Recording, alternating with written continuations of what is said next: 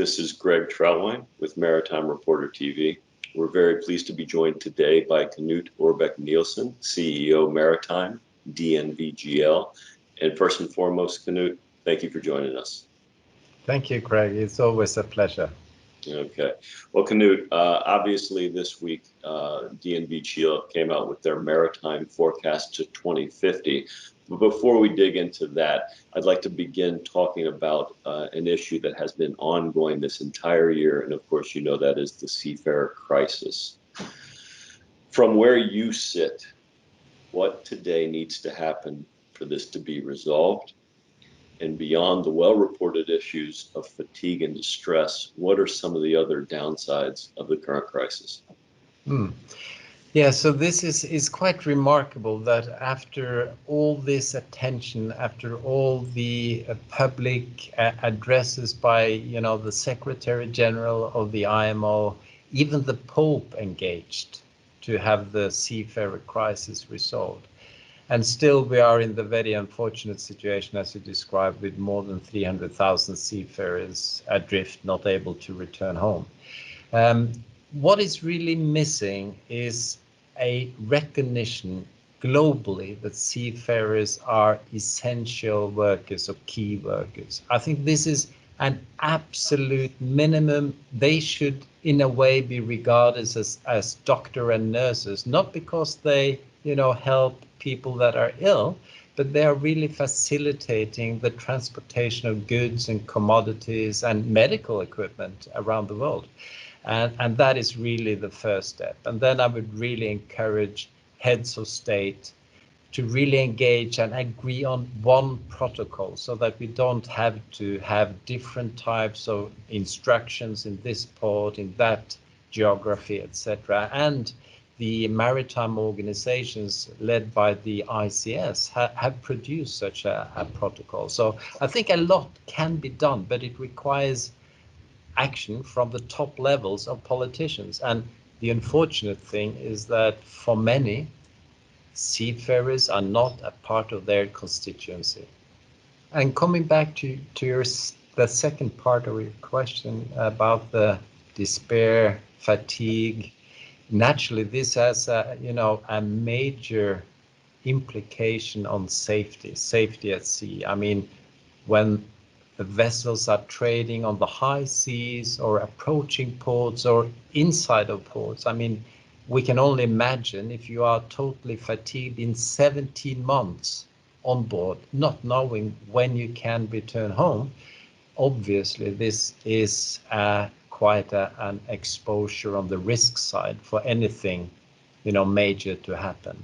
And I'm very sorry to say that, but I think obviously when, to me, it's not a question of if, but when an incident occurs, and we can relate it back to this, that responsibility lies on the top politicians for their lack of action. Okay, well, very well said. As we said from the start, DNV GL recently released its maritime forecast to 2050. If I'm correct, this is the fourth one. Could you simply sum up some of the key messages that you see to ship owners coming from this effort?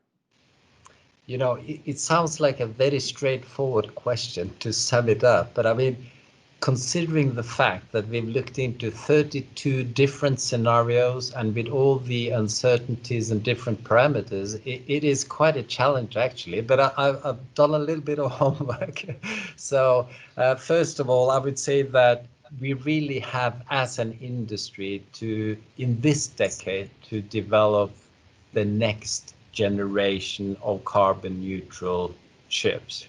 So that is really a call for innovation, creativity, thinking, how can we solve this grand challenge for the maritime industry? And then I would say that another key finding is that if we sort of move further out in time towards 2050, we really see that ammonia and methanol are maybe emerging as quite promising. But it's still too early to say if they will be the fuels of choice, but at this stage they look rather promising. And then we are very firm that for now and maybe into the 2030s, it will really be a good choice to go for a dual fuel LNG engine on the seagoing deep sea vessels. And that is quite a firm recommendation.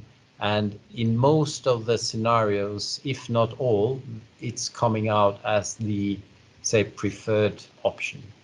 And then finally, it is really important that, you know, for the ship owners, that they think about if they are not taking action, it will have an impact on the vessel's ability to trade, its the value of the vessel itself, but also about the earning potential. So that's sort of a, is the glass half empty or half full? That is the half empty version, and the half full version is naturally that if you do, you will probably see some opportunities. So that is basically, you know, the key recommendations. I think you know better than I that when talk turns to new technology, particularly around decarbonization, invariably the first thing that comes up is how much is it going to cost me? Obviously, there's a lot of focus on that, particularly in today's markets. But when you look at this journey to decarbonization in 2050, do you see any opportunities that ship owners can actually look forward to? Well, I think there is, you know, a bigger chance to differentiate, to demonstrate progress. And we all know that in the society that is developing now, the attention to the climate, to emissions, to transparency is all increasing.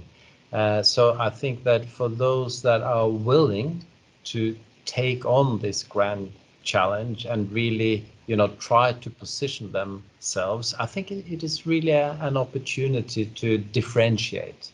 And of course, also the wider stakeholders, you know, the cargo owners, the financiers, the investors, you know, even the shareholders of companies are looking to these characteristics. So that should also offer an opportunity to really differentiate from the crowd. And after all, the shipping industry is a very fragmented industry. So obviously those that have the possibility to leverage scale, leverage innovation, and leverage transparency on some of these issues will have, you know, as an advantage. Okay. Well, I think it was probably back in April, perhaps early May, that you and I had another one of these interviews, just as COVID-19 was manifesting itself. Quite frankly, that April-May timeframe now seems about 10 years ago. But at the time, you talked about COVID-19 and the potential for it to trigger a maritime renaissance. When you look at the maritime renaissance you referenced then, can you discuss how it's manifesting itself today? And more importantly, how you see it manifesting itself over the coming decade? First of all, I think, you know, the concept of a maritime renaissance is really very inspiring. And I think it, you know, it has the potential to release a lot of creativity in the industry. And I mean, even you and I, we are now become quite adept to the digital progress. And I've said also that that has maybe progressed by half a decade during this pandemic. So I think we are really at a stage where everything can be challenged. I mean, status quo can be challenged, and we are open to look for new solutions. And that is really one of the prerequisites to have a renaissance. And then we have this grand challenge, as we just talked about. And I think that really, you know, what could be more inspiring for the younger generation to, you know, work on something that makes a lot of sense and really be a part of creating the solutions. And I think this is, you know, some mechanisms here that will really, you know, help trigger that renaissance. And then I'm really pleased to see now with the issuance of our report that it's really welcomed as a discussion point with so many of our customers, and the media attention has been tremendous.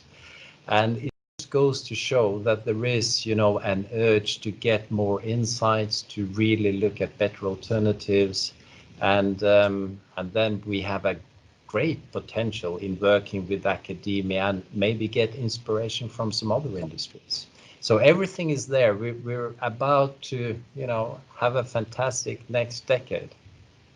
Obviously, I think you'll agree these are challenging times um, on a number of levels.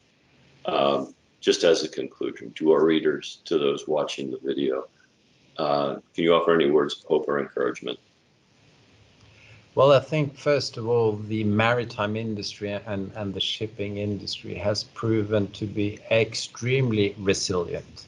I mean, we are the neurosystem of the world economy, and we will make it through this pandemic. We will make it through the transitions, and we are a people industry. And I think as such, we have every opportunity to release that creative power that lies within us. And so I would just, encourage everyone to think a little bit beyond the next 6 months or even the next 3 months, and think about all the things that, the industry has been through in the past, and how we have overcome many different crises, and how we will certainly overcome the current pandemic and move ahead with this grand challenge towards 2050.